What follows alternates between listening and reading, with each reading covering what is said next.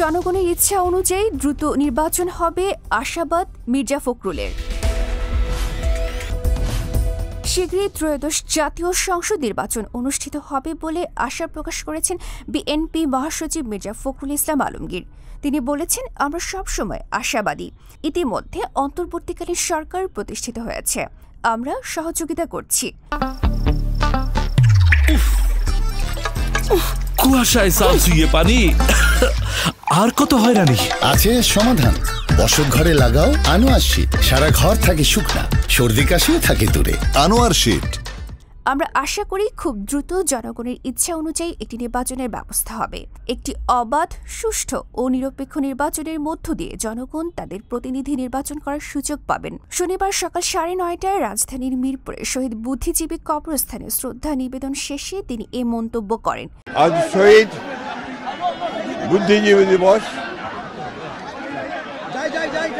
এই দিনে 1971 সালে বিজয়ের পূর্ব মুহূর্তে পাক হানাদার বাহিনীর সহযোগীরা তারা বাংলাদেশের প্রথিতযশা সাংবাদিক, বুদ্ধিজীবী, অধ্যাপক, বৈজ্ঞানিক এবং সুশীল সমাজের বিশিষ্ট ব্যক্তিবর্গকে তারা তুলে নিয়ে গিয়ে হত্যা করে।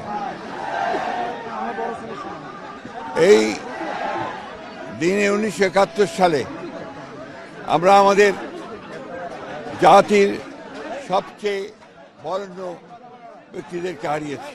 আওয়ামী লীগ সরকারের পতনের মধ্য দিয়ে দেশ গড়ার নতুন সুযোগ সৃষ্টি হয়েছে মন্তব্য করে তিনি বলেন, 5ই আগস্ট, জুলাই আগস্টের ছাত্রগণ অভ্যুত্থানের মধ্য দিয়ে ফ্যাসিস্ট শক্তিকে পরাজিত করে যে নতুন সুযোগ সৃষ্টি করেছি, সেই সুযোগকে সম্পূর্ণ সদ্ব্যবহার করে আমরা বাংলাদেশে একটি সত্যিকার অর্থেই একটি গণতান্ত্রিক রাষ্ট্র, একটি আধুনিক রাষ্ট্র, একটি বৈষম্যহীন রাষ্ট্র আমরা প্রতিষ্ঠা করতে চাই। সেই ছিল আজকে আমাদের শপথ।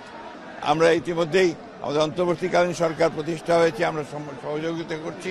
আমরা আশা করি জনগণের ইচ্ছা অনুযায়ী একটি নির্বাচনের ব্যবস্থা হবে, অবাধ, সুষ্ঠু, নিরপেক্ষ নির্বাচন।